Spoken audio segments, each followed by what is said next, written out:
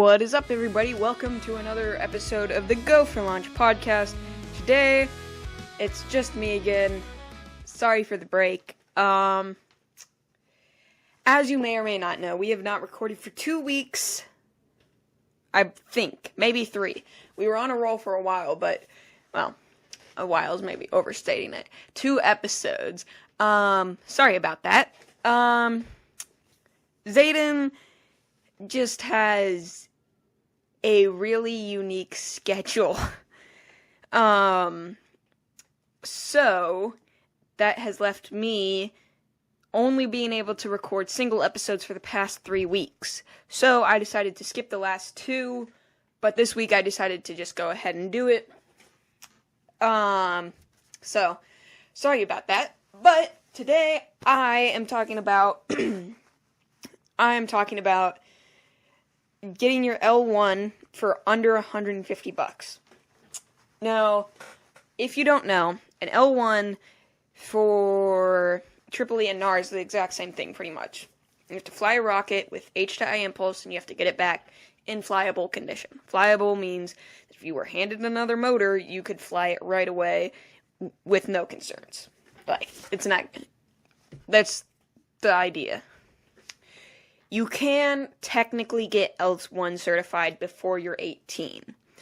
In Tripoli, this comes as the Tripoli mentoring program, and then attempting an L1 cert.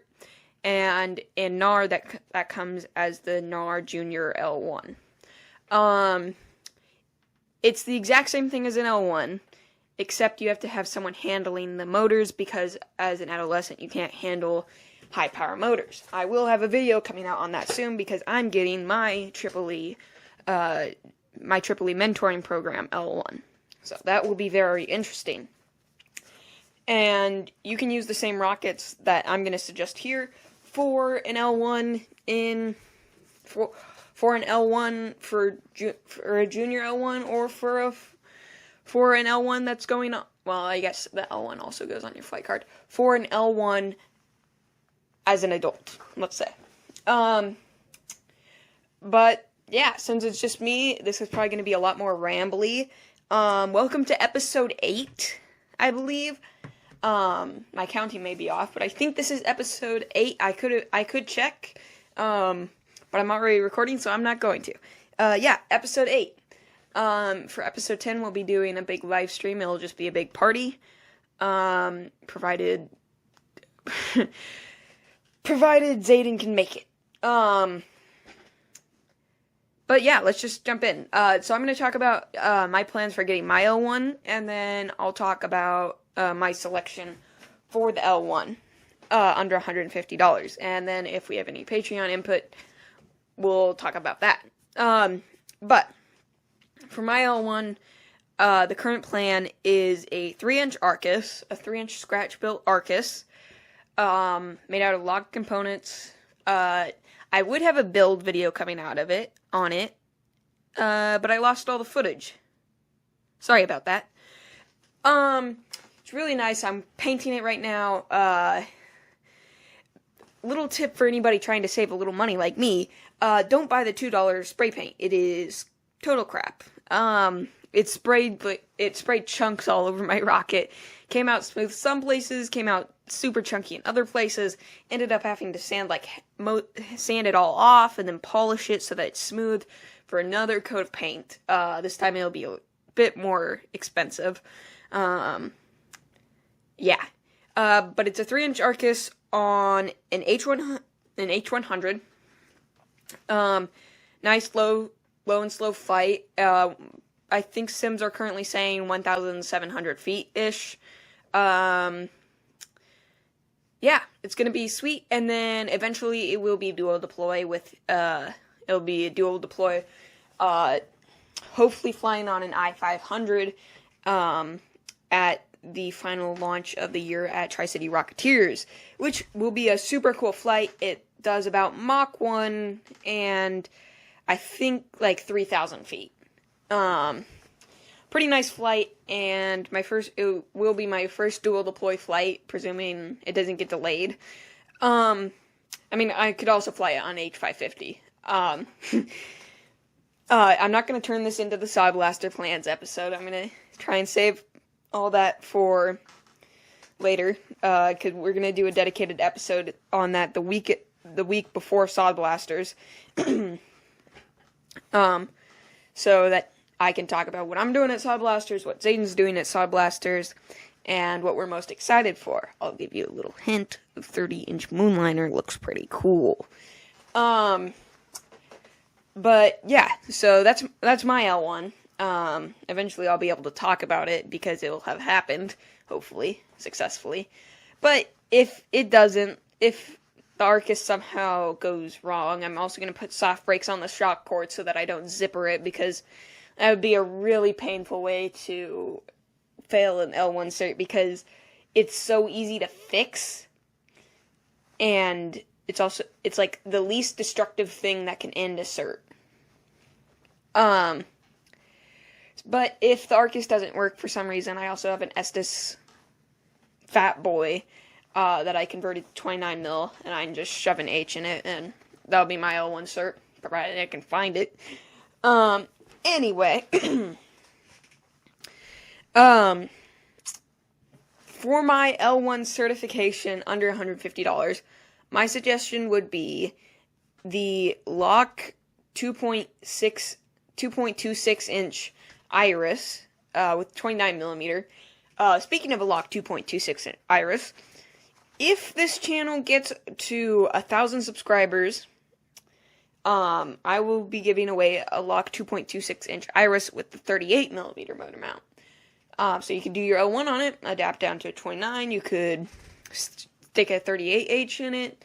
I think it could take an H, maybe an I, maybe glass it if you're gonna do an I, especially the i500. But yeah, so get us to 1,000 subscribers and someone will win an Iris. Good luck. Share this with a bunch of people. I'd like to get this channel up to 1,000 subscribers so we can make a little bit of money to help fund the big rockets, including the Avion. Oh, also, if you want to see updates on the Avion, I just got a piece of it, and if you want to see what it is and see updates on it, go to the link in the description or to patreon.com/pendergastorbitals, and you can get daily photo updates and all that, early access to videos, early access to uncompleted videos sometimes, like a little project I'm working on. That's patreon.com/pendergastorbitals. Go check it out. It's $1 a month, and it's free for podcast participation. Because I don't believe we have any Patreon participation for this episode. But my suggestion is the Iris with an H182 red line. That's probably not going to go too high because the Iris fins are massive. If you've never seen an Iris, just know the fins are massive and that your chance of breaking you might want to glass the fins too, because the fins are honestly fairly likely to break off upon landing if you're flying on like a lake bed or something. So definitely make sure you bring it down slow or you glass the fins, because you don't want to break those fins off. And usually this is where Zayden would talk. But yeah. How about we just look at level 1 capable rockets? Okay, I'm in the Wildman store. Let's go to Lock. Okay, we're gonna just assume that we're paying like $50 for the motor, okay? So we're trying to find a kit that's under $100. Okay, let's try some Lock stuff, because Lock's pretty good for L1 certs. Let's start with some 2.56 inch. Okay, let's see. The Graduator. I know this is what Zayden was gonna use for his choice. Well, I could just tell you because I know what Zayden chose. Zayden was going to do a Lock 2.56 inch Graduator and fly it on an H182 Redline. I think that will survive. Maybe. I'm not so sure, but I'm pretty sure that would survive. You could also use the 2.26 Iris with the 38mm motor mount, or maybe the Little Nuke, or Little Nuck. Maybe not the Little Nuke. That might come apart. Ooh, the Nano Mag. Honestly, we'll probably take an H. I don't know. I'm not to that point where I can feel if something is going to shred. Like, if someone says this rocket has an N5800 in it, I can make a pretty decent guess. If it isn't a list of people that I know, it's probably going to shred. If it's not Bryce, Braden, or Joe, or, I just forgot his name. It always happens. It's like, you go to say their name, and then it's just gone. Jim Jarvis. If it's not Braden, Joe, Bryce, or Jim Jarvis, it's probably going to shred. But I'm not to that point where I can just say, oh, this rocket with an H219 is going to shred. Well, unless it's made out of like a toilet paper roll, that's going to shred. Maybe a nanomag. Well, will it fit? Will it fit an H motor? Let's see. They don't have the length on here. I don't know how long a typical nano mag is, or a typical not micro mag, mini mag is, so I can't really speak to how long the nano mag would be. Yeah, you could do mini mag, but that's going to cost. That's not going to stay within the $150 budget. That's going to run you about $200 for an L1 cert. But, yeah, I'm kind of out of things to talk about, so I'm just going to start ranting about aerospace. So, if you're just a normal rocketry person, this is where you could turn the podcast off. But, if you like aerospace, Bryce, I'm talking to you, hang out for a few minutes while I ramble about how SLS sucks. First of all, if you're not familiar, SLS, the Space Launch System, is NASA's attempt to get humans back to the moon. It's the rocket that will get humans back to the moon through the Artemis program. If you're not familiar, this thing is basically a compilation of literally every single program NASA has ever tried to do. I'll work my way from bottom to top. The RS-25 engines. Literally the exact same engines that flew on the space shuttle. Like, I'll talk about that in the end. But the RS-25. Literally the same engines straight off the space shuttle. These are the engines that flew on the space shuttle, actually. The SRBs. Same thing here. The literal SRBs that flew on the space shuttle. They took the casings from the original SRBs, added one more to each booster, upgraded the nozzle, and I think the nose cone too, and the igniter, and the propellant, and the liner. And that's what the boosters are. 5-segment upgrades of the space shuttle boosters. The core stage. Pretty much the external tank of the space shuttle, just longer. Yes, they changed to a new material. Yes, they redid the spray foam. Yes, it is pretty much not the same thing. It's just the same diameter. But there are some problems I have with them reusing stuff. I'll talk about it after I'm done ranting on the parts. The second stage. It is literally the second stage of the Delta 4, and Delta 3, I guess, which raises an interesting fact.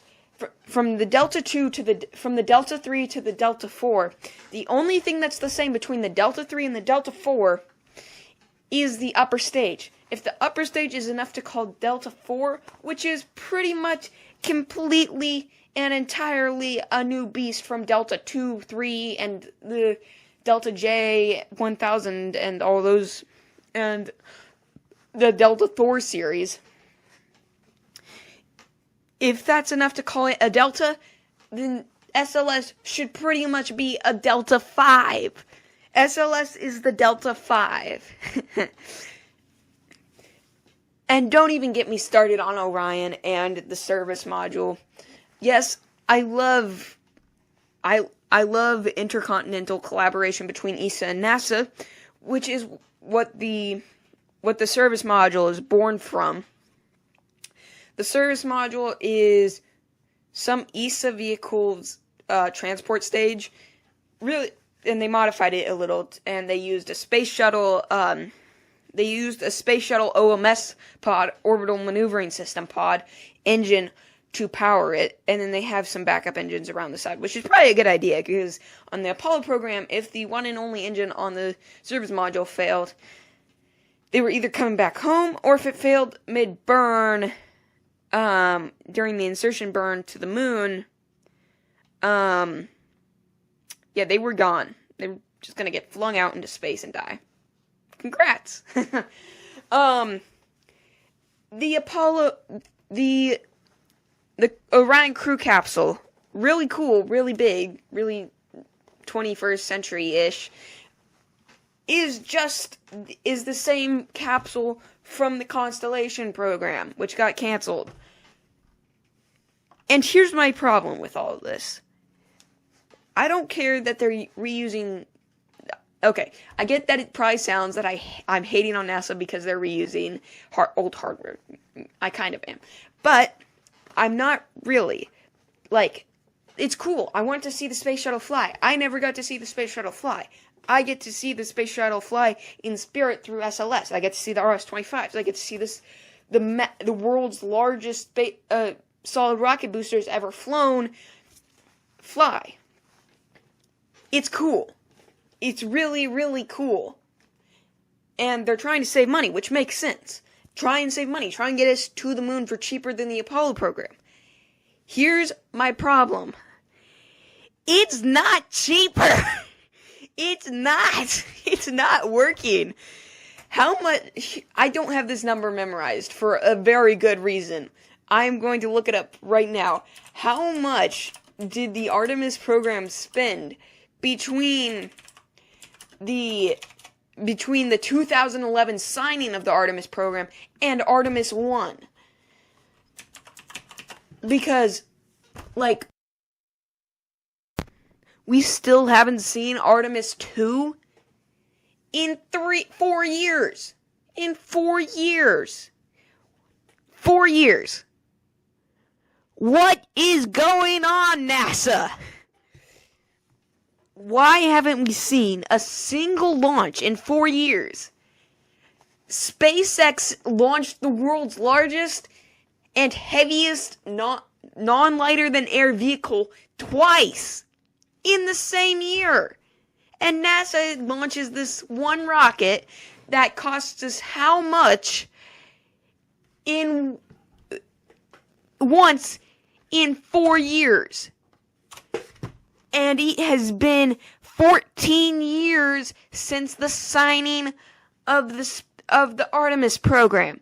Yes, I get that NASA is a government agency. Yes, I get that every single time that something fails, they're basically almost guaranteed at this point to have that program canceled. Yes, SpaceX is a private organization, very ambitious, and very quick-moving. And they also have Elon Musk's and Starlink's income. Fun fact, actually, Starlink income on SpaceX will actually soon surpass NASA's budget, which will be a problem. Come on! Honestly, at this point, I think we should just... I don't want to cancel SLS. Well, I do. I do. I don't want to cancel SLS before we have another way to get to the moon. I'll put it that way. I want us to get to Artemis 5 and then have some way to replace SLS and cancel it. Artemis will continue, but SLS and Orion will not. Please. And get rid of the Gateway too. Please. Please get rid of the Gateway. We have Starship at this point. Starship is the volume of Gateway. It's more than the volume of Gateway. Gateway is a downgrade from ISS. Why? Why do you downgrade? We should just put ISS in orbit. We should rebuild ISS, upgraded, in some way. We should have a private company just build ISS 2.0 and put it around the moon. No, I don't mean just copy ISS, because that'd be honestly a little crazy. It's really outdated. Just build an ISS-sized space station and put it around the moon, NASA. You have the capabilities at this point. Wait a few years, Starship will be online. It can haul this whole thing to the moon. Please. Okay, I'm gonna get off my rant. But yeah, it's just like, it's crazy at this point. SLS, I don't know, it's just frustrating to me. And, yeah. Okay, this is a shorter video because, one, I ranted myself to exhaustion there. And two, well, I'm alone in this one. Zayden's not here. Yeah. But yeah. My name is Liam P. You can find me on Pendergast Orbitals on YouTube and on Pendergast Orbitals on Patreon. That's patreon.com/PendergastOrbitals. Link in the description as well. I am a single member of the Go for Launch crew. This is the Go for Launch podcast, and we will see you all next time.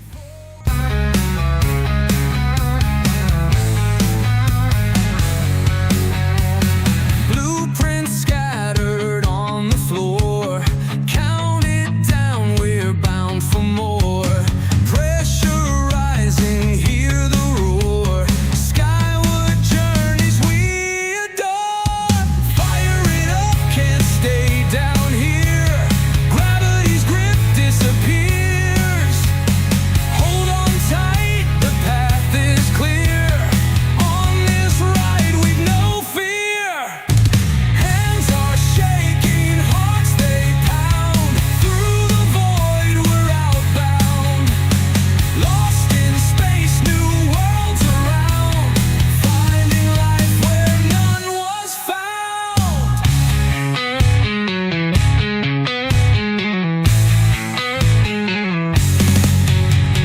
Launch big dreams and endless flight. Streak of fire cuts through the night. All of us chasing the light. Building rockets, it feels so right. Smoke and flame take us fast. Into future, leaving past. One thing clear to all at last. It's the Go for Launch podcast.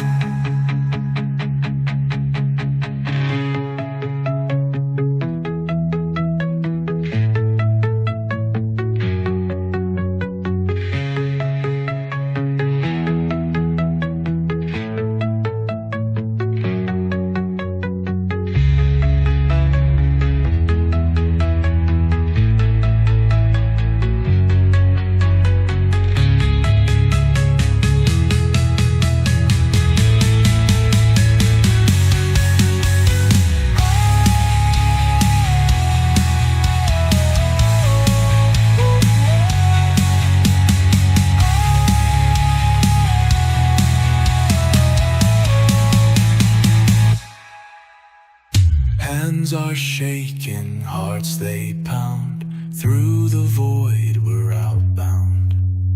Lost in space, new worlds around. Finding life where none was found. Hands are shaking, hearts they pound. Through the void we're outbound. Lost in space, new worlds around. Finding life where none was found.